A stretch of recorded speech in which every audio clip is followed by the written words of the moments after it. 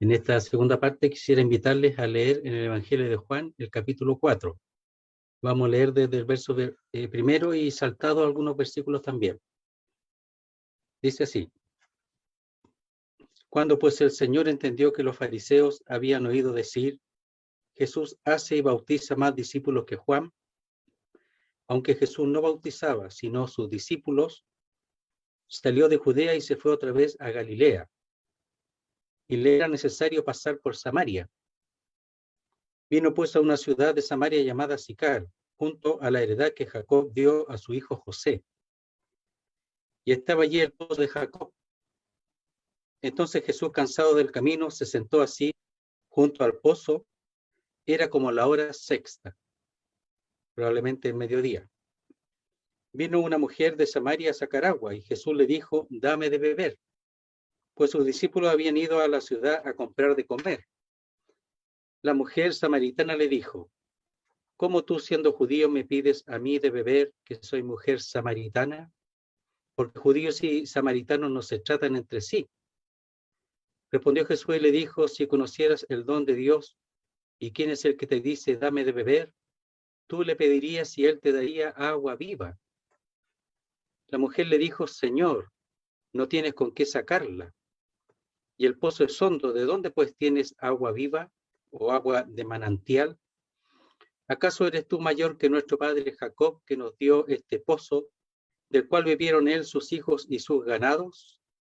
Respondió Jesús y le dijo: cualquiera que bebiere de esta agua volverá a tener sed, mas el que bebiere del agua que yo le daré no tendrá sed jamás, sino que el agua que yo le daré será en él o en ella una fuente de agua que salte para vida eterna. La mujer le dijo: Señor, dame esa agua, para que no tenga yo sed ni venga aquí a sacarla. Jesús le dijo: ve, llama a tu marido y ven acá. Respondió la mujer y dijo: no tengo marido. Jesús le dijo: bien has dicho, no tengo marido, porque 5 maridos has tenido, y el que ahora tiene no es tu marido. Esto has dicho con verdad. Le dijo la mujer: Señor, me parece que tú eres profeta. Nuestros padres adoraron en este monte, y vosotros decís que en Jerusalén es el lugar donde se debe adorar. Jesús le dijo: mujer, créeme que la hora viene cuando ni en este monte ni en Jerusalén adoraréis al Padre. Vosotros adoráis lo que no sabéis. Nosotros adoramos lo que sabemos, porque la salvación viene de los judíos. Mas la hora viene y ahora es, cuando los verdaderos adoradores adorarán al Padre en espíritu y en verdad, porque también el Padre tales adoradores busca que le adoren. Vamos a leer los últimos versículos. El verso 39 dice así: y muchos de los samaritanos de aquella ciudad creyeron en él por la palabra de la mujer, que daba testimonio diciendo: me dijo todo lo que he hecho. Entonces vinieron los samaritanos a él y le rogaron que se quedase con ellos, y se quedó allí 2 días. Y creyeron muchos más por la palabra de él.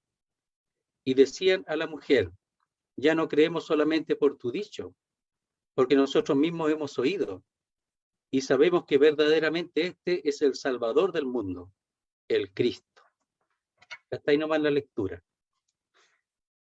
En el Evangelio de Juan hay muchas ocasiones o muchos tratos del Señor con personales, con personas individuales, que aquí están identificadas. Probablemente tuvo más también, pero aquí están las que el Señor, en su dirección, en su sabiduría, seleccionó para que nosotros las tuviéramos aquí. Aquí el asunto de la mujer samaritana es en gran parte la salvación, pero el tema principal es la adoración, la verdadera adoración. Muchas personas, incluso tú tal vez, has procurado adorar a Dios. El asunto es que aquí el Señor está corrigiendo a esta mujer en cuanto a la adoración correcta y en una circunstancia correcta. A ella le faltaba algo, pero ellos procuraban, los samaritanos, adorar a Dios. En realidad lo hacían de manera incorrecta. Porque dice: vosotros adoráis lo que no sabéis, nosotros lo que sabemos. Y después habla que la adoración sería en espíritu y en verdad. Entonces hay una adoración que no tiene claridad, que no está bajo la sabiduría. Adoráis lo que no sabéis, pero también está fuera de la verdad. Entonces es sumamente importante la conversación que el Señor ha tenido con esta mujer, porque todos nosotros en alguna manera hemos querido acercarnos a Dios y lo hacemos de manera no correcta. Así que vamos a ver un poquito lo que trata con ella. Entonces sabemos aquí que él va hacia Galilea, pero entre Judea y Galilea, que está hacia el norte, en el centro de esas dos ciudades está Samaria. Los judíos pasar por Samaria hacia el norte no había problema. Pasar hacia el sur, los samaritanos no les agradaba mucho porque sabían que los que venían del norte hacia el sur por Samaria irían a Jerusalén y no tenían una buena relación. Pero aquí el Señor iba hacia el norte, así que no había tanto problema. Iba hacia Galilea, desde Jerusalén. Entonces le dejaban pasar. Y dice el verso 4 del capítulo 4, y le era necesario pasar por Samaria, claro, para llegar a Galilea.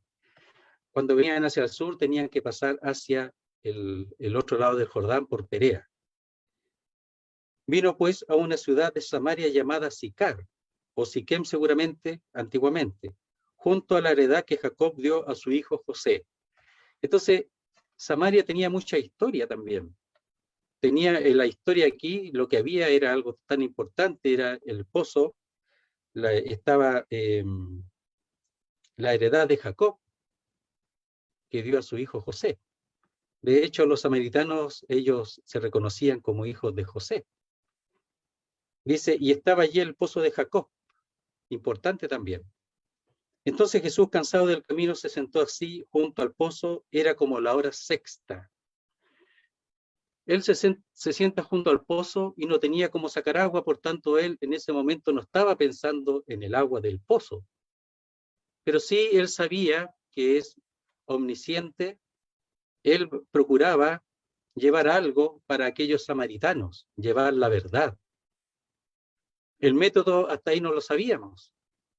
Y llama la atención que a través de una persona y además una mujer, para llevar la verdad a los samaritanos. Entonces dice, vino una mujer de Samaria a sacar agua. Era como la hora, dice, y Jesús le dijo, dame de beber. Previamente dice que era como la hora sexta. Si lo tomamos según el apóstol Juan, que toma el horario de los judíos, sería el mediodía. Si fuera el horario romano, sería las 6 de la tarde. Los dos horarios son posibles, pero lo más probable es que sea el mediodía, porque hacía mucho calor. Dice, y Jesús le dijo, dame de beber. Entonces cuando le dice, dame de beber, le está como mandando de alguna manera, como exigiendo, le está dando, es un imperativo, le está como diciendo, dame de beber. Pero el interés de él es entablar una conversación con ella, porque él sabía que entre judíos y samaritanos habían dificultades de trato entre unos con otros. Había dificultades, los judíos eran puros, los samaritanos eran mezclados entre judíos y extranjeros o gentiles.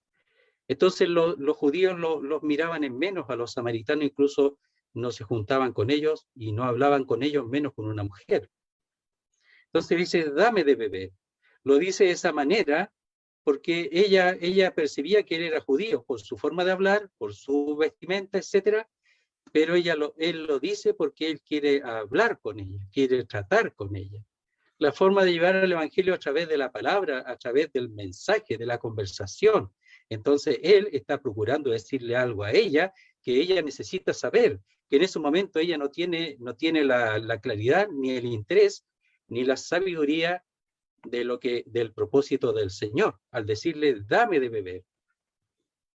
Entonces dice, pues sus discípulos habían ido a la ciudad a comprar de comer. Lo dijo en un momento que estaban solos. Si estaban los discípulos, iba a estar el problema del trato con los samaritanos, que ellos no tratan, y menos hablar con una mujer a solas. Entonces está el interés del Señor de entablar una conversación con la mujer. La mujer samaritana le dijo, ¿cómo tú, siendo judío, me pides a mí de beber, que soy mujer, podemos decir, y además samaritana? ¿Cómo puede ser eso? Entonces dice, la mujer tenía las cosas claras. Entonces al Señor le reprocha esto. ¿Cómo además no solo me pides, sino me estás obligando a hacerlo?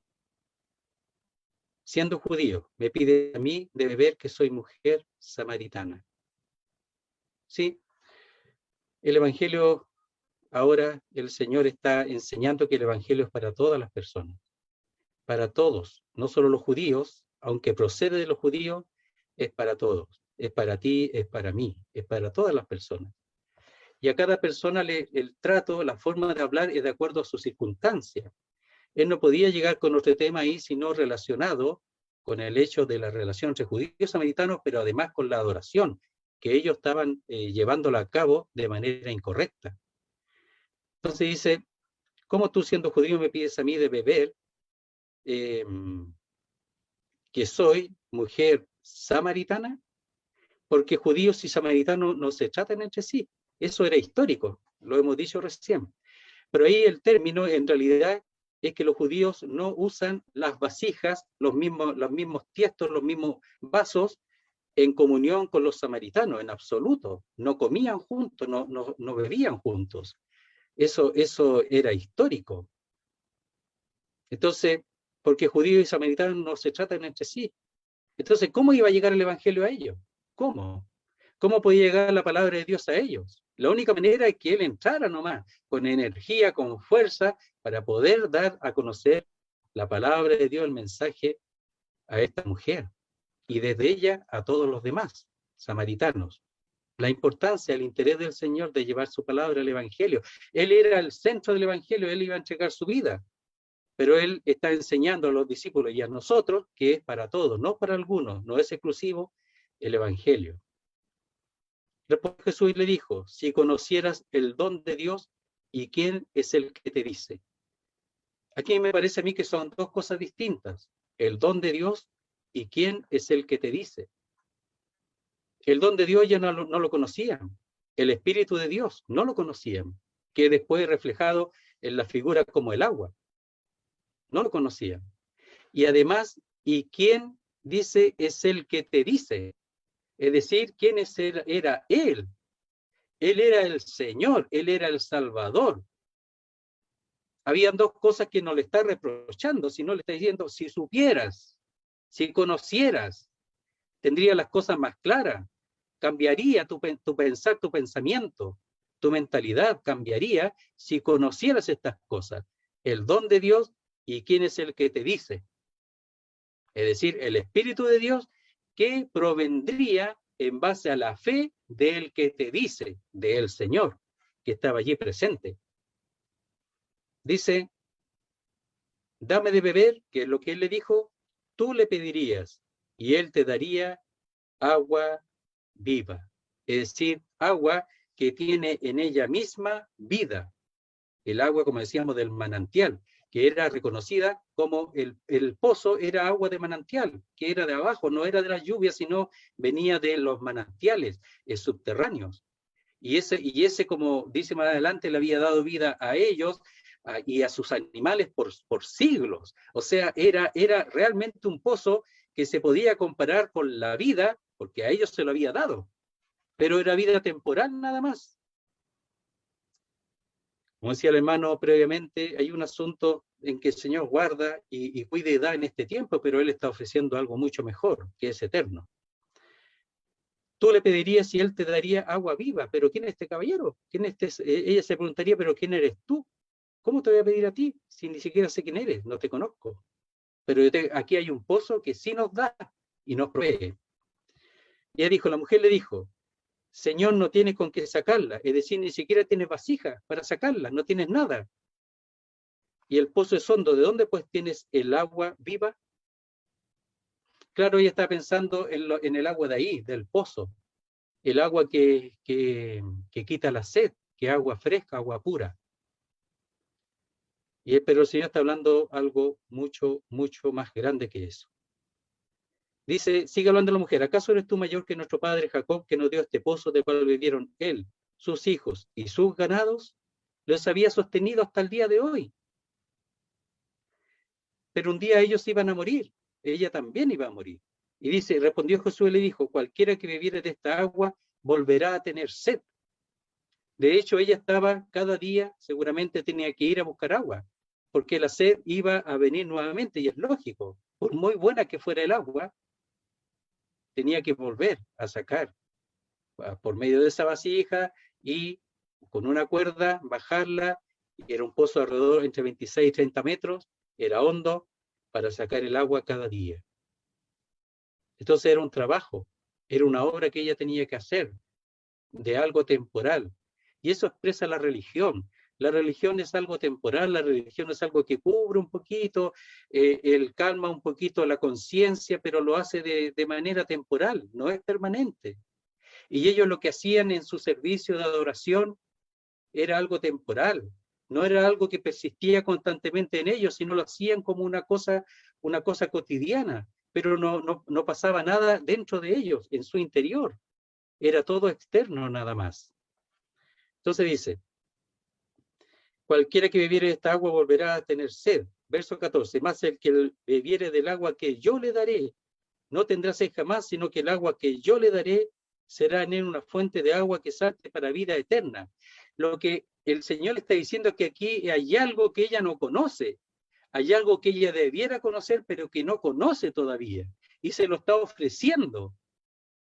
Ella no entiende todo, pero al menos está diciendo que aquí hay algo que es distinto, que es nuevo, que es superior a lo que ella está haciendo allí. Esa agua, por supuesto, tiene valor. El asunto es que el Señor le está ofreciendo algo que tiene mucho más poder, mucho más valor, y que además permanece para siempre. Más el que bebiere el agua que yo le daré no tendrá sed jamás, nunca más. Sino que el agua que yo le daré será en él una fuente de agua que salte para vida eterna. Pero para esa agua, más abajo, el Señor le va a indicar que para eso uno tiene que sentir esa sed, esa necesidad de esa agua, porque tiene que ver con algo que hay en la persona. Dice, la mujer le dijo, Señor, dame esa agua para que no tenga yo sed ni venga aquí a sacarla. Ahora está entendiendo que es algo distinto, pero sigue pensando en lo de acá, en un agua superior, pero todavía no entiende que él está hablando de algo interno, interior. Jesús le dijo, ve, llama a tu marido y ven acá. ¿Por qué le dice eso? Bueno, porque está procurando que ella empiece a darse cuenta de la necesidad que hay en su interior y nunca lo había considerado. Lo había escondido, lo había guardado. La necesidad del alma, del corazón, por causa del pecado, de la falta, de la naturaleza pecaminosa que hay en el hombre. Eso es lo que, cuando uno considera eso, se empieza a dar cuenta que el agua del pozo no es suficiente, que no me llena, que no me calma, que hay una conciencia afectada delante de Dios.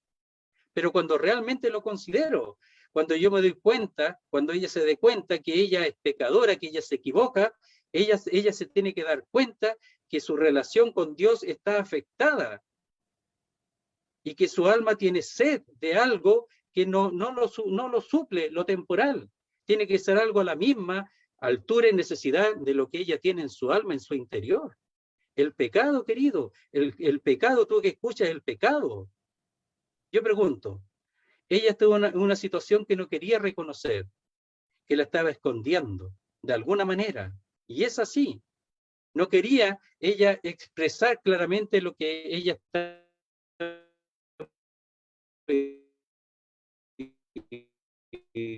viendo, lo que le estaba pasando. El Señor relaciona el agua eterna, lo está relacionando con la situación de la persona, de su necesidad. Entonces dice, verso 17, respondió la mujer y dijo, no tengo marido. Jesús le dijo, bien has dicho, no tengo marido.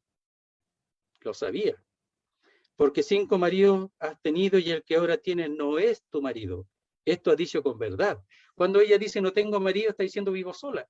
Está tratando de esconderse. No está diciendo que yo tengo a alguien que no es mi marido. Pero el Señor muestra que tiene un conocimiento superior, y que nadie puede esconderse delante de Dios. ¿De dónde me escaparé de tu espíritu? ¿De dónde me esconderé? Ni abajo ni arriba en el cielo. ¿Dónde me voy a esconder? Donde yo esté, ahí estás tú. Ningún pecador puede escaparse. Puede procurar esconder su pecado, pero no puede escaparse. Aquí el Señor está demostrando que Él, que es Dios, hecho hombre, el verbo hecho carne, conoce exactamente la situación interna de la persona. Conoce lo que hay en el hombre. Dice ahí en el capítulo 3, antes de Nicodemo, que no necesitaba que nadie le dijera lo que había en el hombre, porque él conoce perfectamente lo que hay en el hombre. Aquí demuestra que él sabe lo que hay en la mujer, que ella quiere esconder algo, pero que no le conviene, porque si ella quiere ese agua, porque le dijo, dame esa agua para que no tenga yo sed. Dice, te la voy a dar, pero primero tienes que reconocer tu situación para que puedas tú, por así decirlo, tener la posibilidad de beber esa agua. Es reconocer su pecado. ¿Escondes tú algún pecado? ¿Hay fornicación? ¿Hay adulterio? ¿Hay malicia? ¿Hay odio? ¿Hay homicidio? Aunque no hayas matado a nadie, ¿lo has pensado? ¿Hay deseo de liberarte en esta vida, de desatarte y entregarte al pecado en este mundo? Hay muchos que están en ese pie, que están aburridos y cuando están aburridos lo que buscan es desatarse y liberarse y comenzar a pecar y a gustar este mundo. ¿Estás en ese pie tú? ¿O lo has hecho ya? Esta mujer ha hecho algo, pero ella lo está escondiendo. Dice, porque 5 maridos has tenido y el que ahora tienes no es tu marido. Esto ha dicho con verdad, tenía un hombre que no era su marido. No sabemos qué pasó con los 5 anteriores, pero este caso es que vivía con un hombre que no era su marido. Estaba en una situación inadecuada. Entonces dice, le dijo a la mujer, Señor, me parece que tú eres profeta. Ahí la palabra dice, ¿sabe? Estoy comenzando a percibir que tú eres profeta. Porque ¿cómo sabes eso? ¿Cómo lo sabes? Ella no sabía que estaba delante del mismo Dios, pero al menos los samaritanos tenían el conocimiento de los profetas, aunque de alguna manera no lo aceptaban tanto porque solamente aceptaban el Pentateuco, pero Moisés era un profeta y hablaba en Deuteronomio uno que iba a venir, que era el profeta, así como él, que iba a ser profeta. Y en la samaritana, sin saberlo, lo tenía ahí mismo lo tenía, delante de ella. Y le estaba diciendo lo que había en su interior. Amado amigo, tú no puedes escaparte de Dios. Tú puedes escaparte de los hombres, engañar a los hombres, decirle, no, yo nunca he hecho nada. No, si yo jamás he pecado. Tú puedes escaparte de los hombres, pero de Dios no. Ella quiso escaparse, pero el Señor insistió desde el principio, dame de beber porque quería llegar a esta situación para que ella se diera cuenta de su pecado. Es mejor, es mucho mejor reconocer delante de Dios el pecado. Ella no lo hizo, pero Dios se lo descubrió. Y cuando se lo dijo, ella no se escondió. No dijo, no. Le dijo, Señor, me parece, estoy percibiendo que tú eres profeta. Reconoció que lo que el Señor dijo es verdad. ¿Lo has reconocido tú? ¿Has reconocido tu pecado delante de Dios? Dice, verso 14, más el que bebiere del agua que yo le daré no tendrá sed jamás, nunca más, nunca más. El pecado será olvidado. Cuando uno bebe, cuando uno cree y bebe de esa agua, que es el Espíritu de Dios que Él pone en el corazón cuando uno cree en Jesucristo, reconociendo su pecado, dice que no tendrá sed jamás. Porque será una certeza total el perdón y la liberación de los pecados, de todos. Y dice, sino que el agua que yo le daré será en él como una fuente de agua que salte para vida eterna, es decir, la vida eterna se manifestará. Como ella, por ejemplo, la samaritana hemos leído, ella fue y le dijo, mire, parece que es el Cristo, porque me ha dicho todo lo que yo he hecho, me lo ha dicho todo. O sea, no solamente le dijo eso, seguramente le dijo mucho más, aquí está resumido. Seguramente el Señor le dijo muchas más cosas. que ella había hecho. Por eso dice, venid ver a un hombre que me ha dicho todo cuanto he hecho, ¿no será este el Cristo? Entonces ella está proclamando, será como una fuente que salte para vida eterna. Eso es lo que hace el Espíritu de Dios. Cuando hay vida, esa vida se manifiesta y se da a conocer a otros. Pero también calma la sed del alma, del corazón.